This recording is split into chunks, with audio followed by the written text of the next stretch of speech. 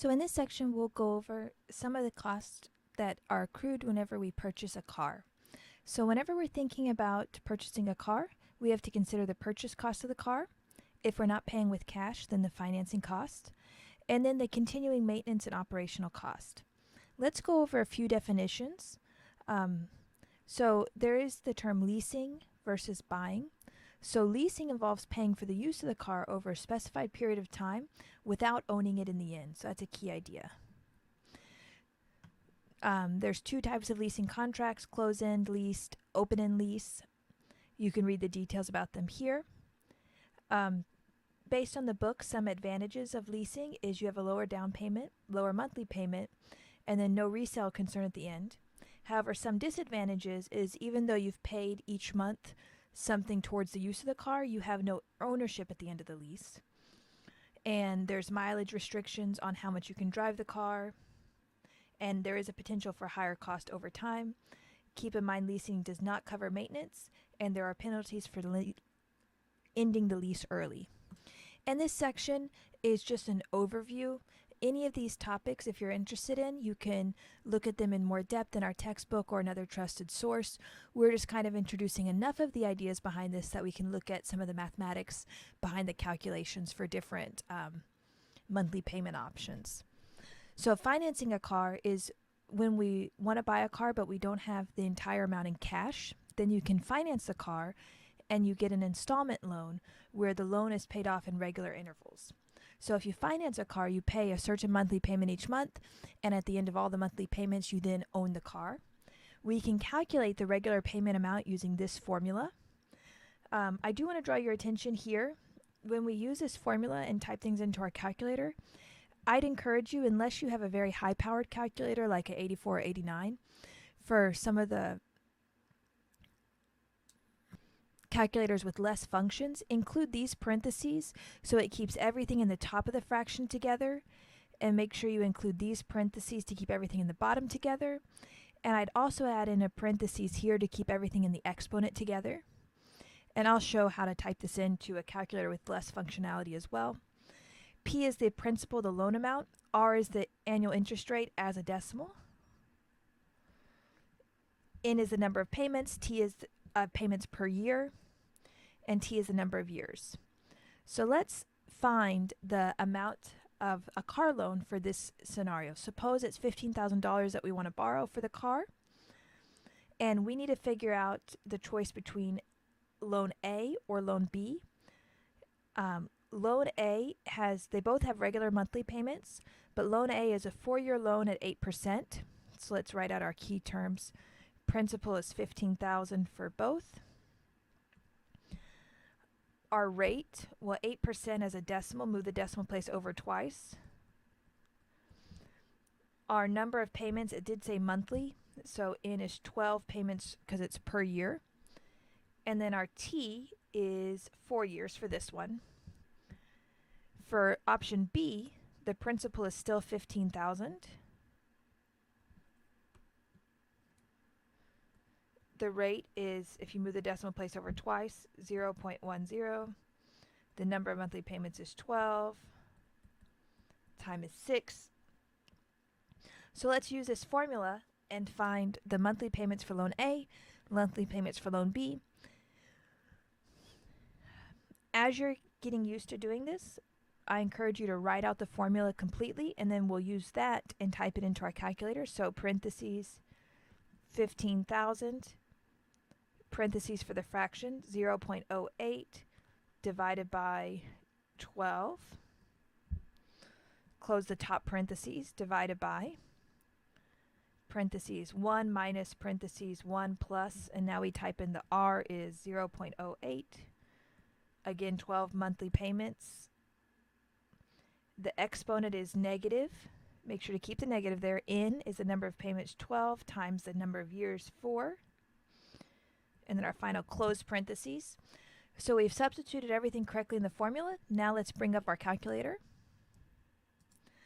So I'm going to type this in from left to right at the top first.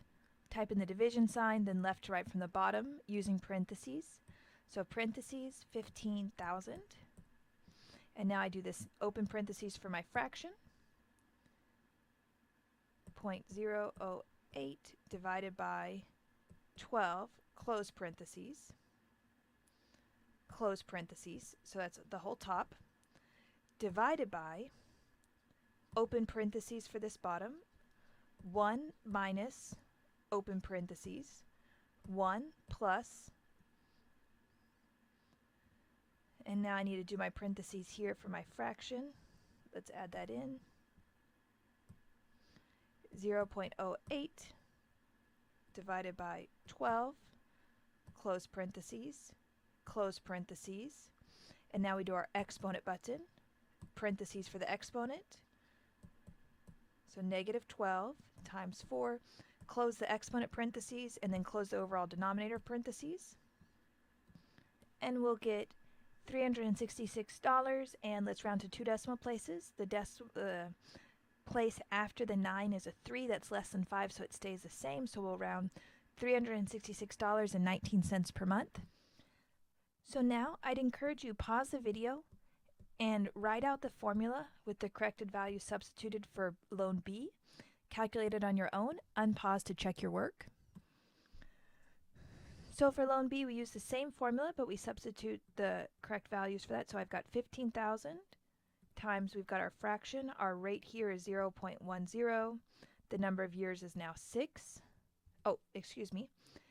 I need to watch out. It's in is the payments in a year, so that should still be a 12. Close the top parentheses. 1 minus 1 plus 0.10 divided by 12 monthly payments. My exponent should be number of monthly payments negative times the number of years, which is 6. And now we type this into our calculator. Parentheses 15,000 times parentheses for the fraction. Close the fraction parentheses, close the last parentheses at the top, divided by, open the parentheses for the bottom, 1 minus, next set of parentheses opens up, 1 plus parentheses for the fraction,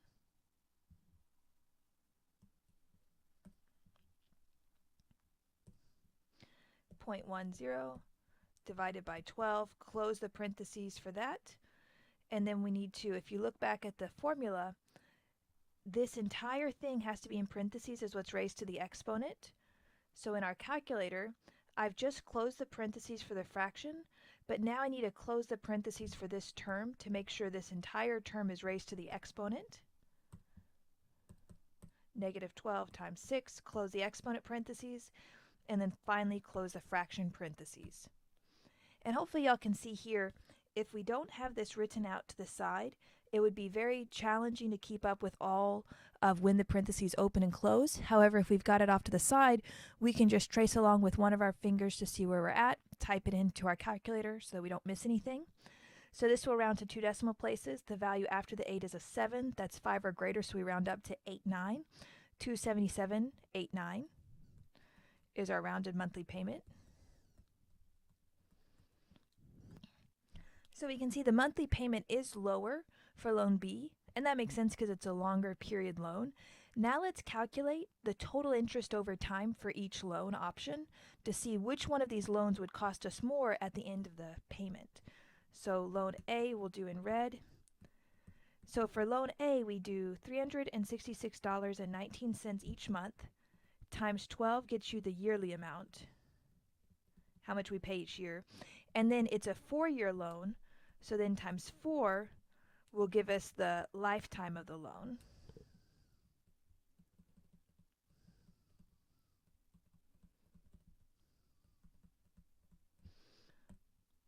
$366.19 times 12 times 4. That will give us $17,577.12. Now I'd encourage you pause the video and find the lifetime loan amount for option B, similar to what we did for option A. Unpause to check your work.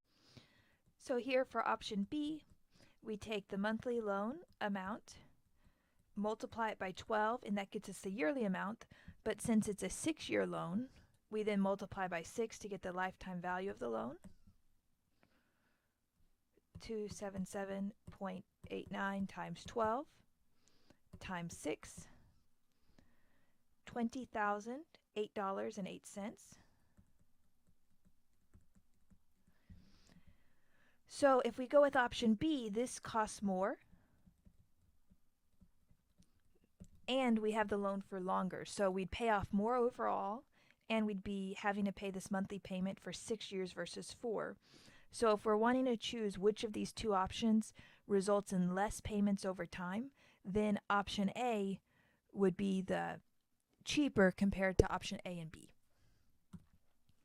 So just a final reminder, for these type of problems, the key thing I think is identifying the different variable values for the problem, and then using this formula and substituting all of these values into the formula, writing that out clearly along with the necessary parentheses, and then just carefully typing into your calculator left to right of the top, divided sign left to right on the bottom. Now, in considering purchasing a car, one thing to keep in mind is that new cars depreciate significantly upon purchase, and it's quite a significant depreciation. If you want, you can read further about that through a trusted source. Used cars, especially those that are a few years old, offer better value because they have lower depreciation rates. The reason being is that the biggest depreciation on a car is within the first few years. So if you buy a used car that's slightly a few years older, the depreciation has already occurred. So while it will still depreciate in value, it will do so at a slower rate. So let's deal with an example regarding this. Suppose we're thinking about buying a car and we've narrowed down two options. The new car costs $19,000 and can be financed with a 3-year loan at 6.81%. And then we've got a used car option. It's 2 years old of the same car and it cost $11,500, financed with a 3-year loan at 7.5%. So they ask, what's the difference in monthly payments between the new car and the used car? And then let's also add on to that, let's compare the total cost over the lifetime of the loan at the end. So we will need to get our formula for the monthly payment. Okay. So that we don't need to change our screen, I have copied over this formula here in the purple box. And we'll first calculate the used car option, and then we'll calculate the new car option. I'd encourage you pause the video now, attempt both these problems on your own using this formula, get the monthly payment amount, and then unpause to check your work. So for my used car option, let me write out my principal for the used car is $11,500. The rate, it was 7.5%, move the decimal place over twice to the left, and we get 0.75 as our rate. It is a monthly payment, so there's 12 monthly payments in a year, so N is 12. And then our time is, it was a 3-year loan, so time is 3. Using this, I'll substitute each of these values into the formula, and I'll write the parentheses as necessary.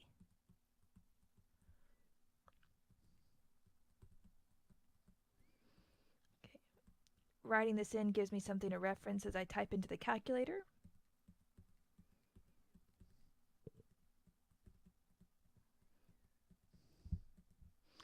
And now I need to close the parentheses to make sure this whole portion is what's raised to the exponent.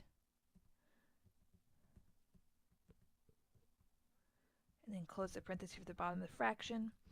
Now I'm going to type this into the calculator left to right, top and then bottom. So parentheses 500.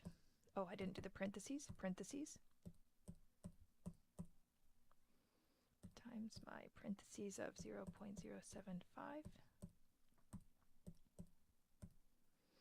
Close the parentheses for the top, divided by, open parentheses for the bottom, 1 minus parentheses 1 plus parentheses for the fraction.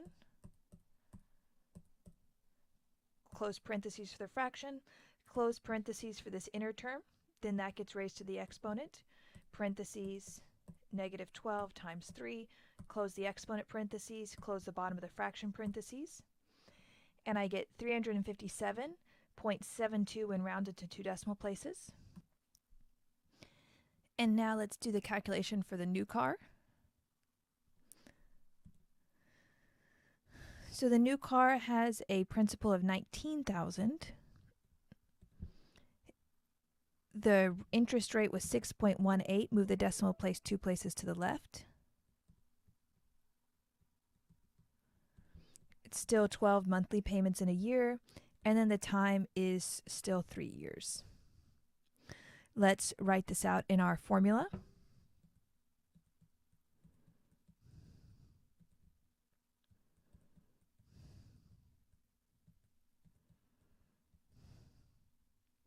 Close the top parentheses.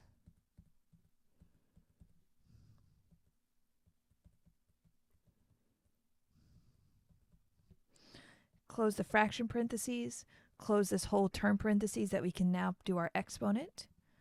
Negative 12 times 3 years. And then the final close parentheses. And now we'll bring up our calculator.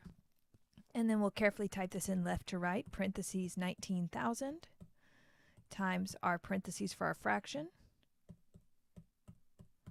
Divided by 12. Close parentheses for the fraction. Close parentheses for the top term. Divided by 1 minus parentheses 1 plus parentheses our fraction. Close the parentheses. Close the parentheses for this final term.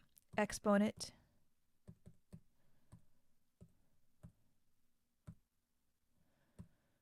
And we should get $579. And when rounded to 2 decimal places, the value after the 6 is a 7. That's 5 or greater, so this rounds up to 57. Okay. So if we were going to compare both of these two, we see that the used car option has a lower monthly payment.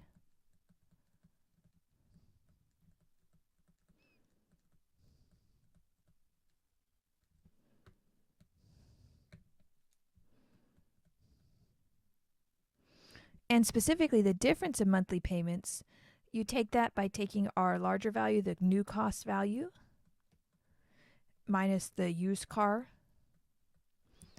So between the two, it would result in a different monthly payment of $579.57 minus the used car payment. It would be a difference of $221.85 a month. And then if we look at the lifetimes of the loan, the overall cost, then if we had $357.72 times 12 months for the yearly cost times 3 years, that would give us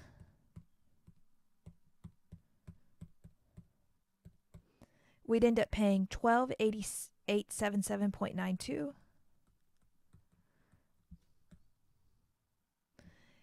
for a car that was originally $11,500.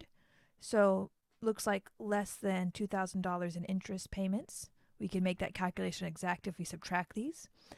Now if we look at the overall cost for the new car payment, $579.57 times 12 times it was also a 3-year loan.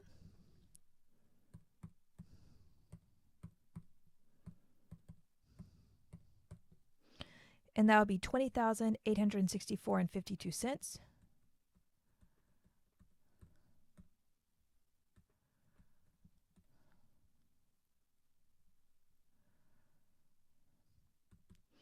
For the car that was originally $19,000. So we could find the interest if we wanted by taking the overall cost and subtracting the original cost from these both as well. Now, so far we've talked about the purchasing cost of a car, finding the regular monthly payment for a new car option, a used car option, comparing different interest rates and term periods of the loan. Now let's talk a little bit about owning and operational cost. There are annual costs for the car. It includes things like fuel, maintenance, insurance, and more.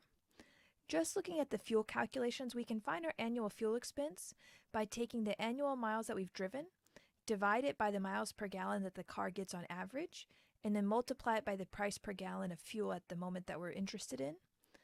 So we want to compare the fuel cost for 36,000 miles driven each year at $3.50 a gallon. And we're looking at two different cars. One is a 40 mile per gallon. One is a 15 mile per gallon. So let's do the 40 mile per gallon in red. We'll do the 15 mile per gallon option in blue. So I'll do the first one. I'd encourage you to pause the video and attempt the next one your own. In both cases, our annual miles driven is 36,000. Our mile per gallon for the first option is 40 miles per gallon, and we have a fuel cost of $3.50 a gallon.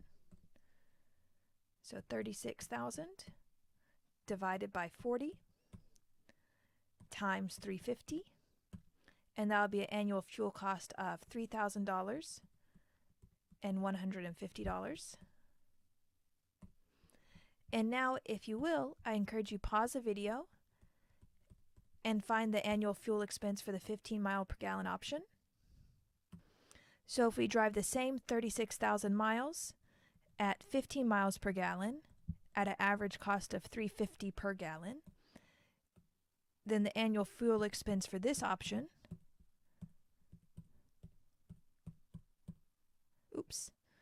I need to put a decimal place for sure. That would be an enormous amount if it was $350 per gallon. $8,400. Now, 36,000 miles driven in a year is quite a high number. So keep in mind that the value overall for the first option or the second would be less if your overall miles driven is less.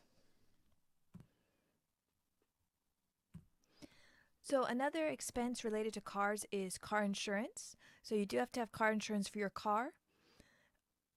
We're not going to get into mathematical calculations about insurance, but we're just going to go over a few definitions, and we could always read further on our own if we're interested in this idea. So liability coverage, there are two components to liability. Bodily injury liability, it covers the cost of lawsuits if someone's injured or killed in an accident where you're at fault. Property damage covers damage to other cars or property from negligent operation of your vehicle.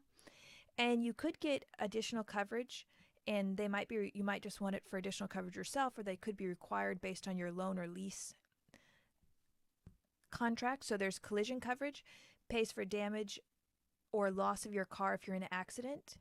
Comprehensive coverage protects your car, such from things of fire, theft, falling objects, collision with an animal, etc.